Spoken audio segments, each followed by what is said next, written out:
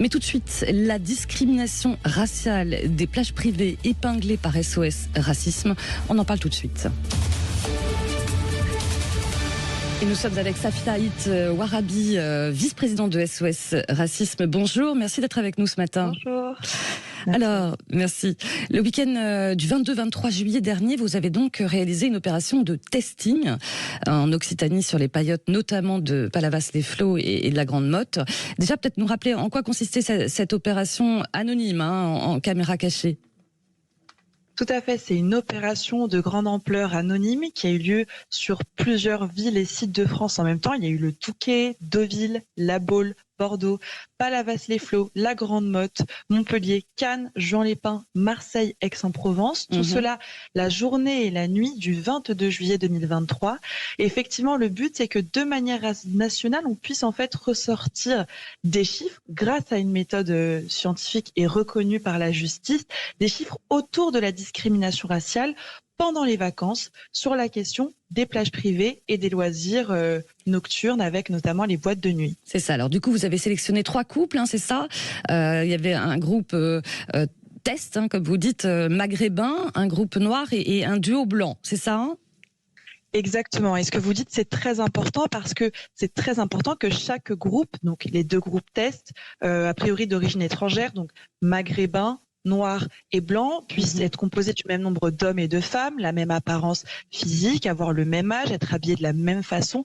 En fait, le but, c'est d'éliminer tous les autres critères de discrimination possibles pour qu'en fait, vraiment, la méthode se concentre sur l'origine ethnique. Voilà. Et alors, ces 3 couples-là, aller sur les paillotes et demander, voilà, est-ce que je peux m'asseoir ? Voilà, comment ça s'est passé exactement ?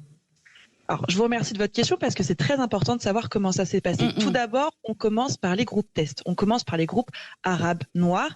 Et si l'un des 2 groupes ou les 2 groupes sont refusés, alors on fait intervenir le groupe contrôle blanc. Pourquoi cet ordre-là ? A priori, on peut se dire que ça n'a pas d'importance. Ça l'est. Parce qu'en fait, si on fait passer le groupe de personnes blanches avant, puis le groupe de personnes maghrébines ou noires, en fait, un établissement est dans sa légitimité de dire qu'entre-temps, il y a eu des personnes et qu'il n'y a plus de place. Par exemple. Et ensuite, c'est très important que chaque groupe puisse poser la même question. Les demandes doivent être similaires. Et là, c'était quoi les questions à chaque fois plusieurs types de discriminés. Oui. Et je vous explique parce que du coup j'en ai fait. J'arrive. Tout d'abord on salue et puis on demande, par exemple pour les plages privées, si c'est possible d'avoir 2 transats en front de mer. Première ligne. Chaque groupe pose la même question. Et là, ce sera très intéressant de voir les réponses possibles. On peut avoir un oui. On peut avoir des non, il faut réserver. C'est très souvent la ligne qui est la plus prise. Et en fonction des groupes, on peut avoir ce qu'on appelle des différences de traitement. Moi, par exemple, on m'a répondu non, ça va pas à la tête ou quoi, d'une façon extrêmement froide. Par contre, le groupe blanc, lui, s'est vu dire, alors, on n'a plus de place en front de mer, mais il n'y a pas de souci, messieurs, dames. Venez, on va vous trouver d'autres transats sur la 2e, 3e ou 4e ligne. Par exemple, il y a des différences de traitement à la clientèle. Quand parfois, par exemple, de manière beaucoup plus claire, vous avez simplement des refus d'entrée. Ouais. Oui, parce que vous dites vous-même, vous avez participé à cette opération, à ces opérations Tout à test. fait. Ouais. Exactement. Et alors, du coup, vous avez testé combien de paillotes ? Alors, sur Montpellier, du coup, les paillotes, les plages privées sur la Grande Motte et Palavas, on a testé 10 établissements. Sur 10 établissements, il y en a 4 qui ont discriminé. Donc, c'est plus d'un tiers, en fait, de discrimination sur les paillotes. Et là, vous allez quoi ? Déposer plainte du côté de SOS Racisme ? Exactement. En fait, il faut qu'à la suite de ces testings, quand on constate discrimination raciale, qu'il puisse en fait y avoir un débouché en fait judiciaire. Premièrement, ça permet d'interpeller en fait le débat public sur la question des discriminations raciales. Deuxièmement, ça permet aussi de faire en sorte que la justice ne soit pas un acteur qui soit passif sur la question de la discrimination raciale. À SOS Racisme, on le sait, on a énormément de mal en fait à obtenir des condamnations en fait sur cette question-là, et ça nous permet aussi d'une autre manière d'interpeller aussi les pouvoirs publics en fait de manière générale. Par exemple, sur la question des boîtes de nuit, moi j'ai subi une discrimination qui était énormissime. C'est-à-dire, dites-nous, racontez-nous. Par exemple, donc j'arrive avec mon groupe et on me dit, on nous regarde de haut en bas et on nous dit mais en fait c'est pas votre âge cette soirée. Alors, comprend pas très bien de quoi il parle, on demande des questions. Oui, mais c'est une soirée de trentenaires. Le groupe blanc qui arrive, qui a le même âge et qui a la même apparence que nous, même en termes d'âge que ça renvoie, lui, en fait, se fait accepter. Et quand on est sur des discriminations qui sont aussi parlantes et violentes, nous, ce qu'on conseille au pouvoir public, c'est qu'en fait, il faut savoir invoquer la fermeture administrative des établissements pour les boîtes de nuit, mais aussi pour les paillotes. Les paillotes, moi, je pense que ça renvoie même à un problème plus global. C'est comment aujourd'hui des établissements qui viennent privatiser le bien public et commun qu'est la plage se permettent dans leur sélection d'invoquer un imaginaire racial et raciste. Donc aujourd'hui, la privatisation du bien commun, c'est une question que doivent se poser en fait l'État lorsqu'il donne des concessions aux plages privées qui se permettent de faire de la sélection raciste.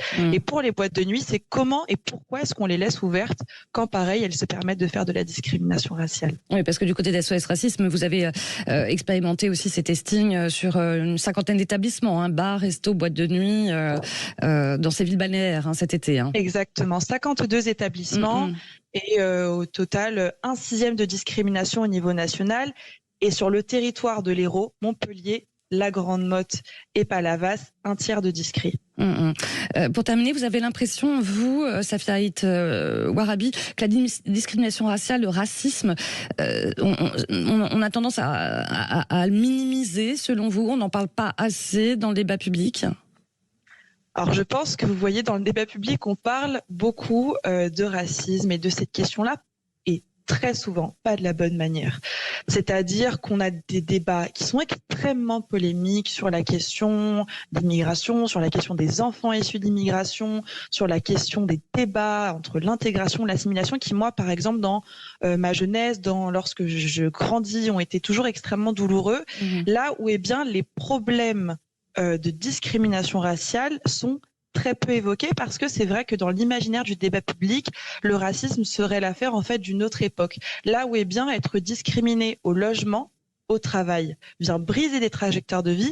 Mais ce qu'on voulait dire aussi avec cet testing cet été, c'est que même en été, le racisme ne prend pas de vacances, et lorsqu'il s'agit de nos loisirs, on peut être discriminé. Ouais. Je vous remercie beaucoup d'avoir été avec nous, Safia Haït Ouarabi. Je rappelle que vous êtes vice-présidente de SOS Racisme. Merci beaucoup. À bientôt. Merci à vous.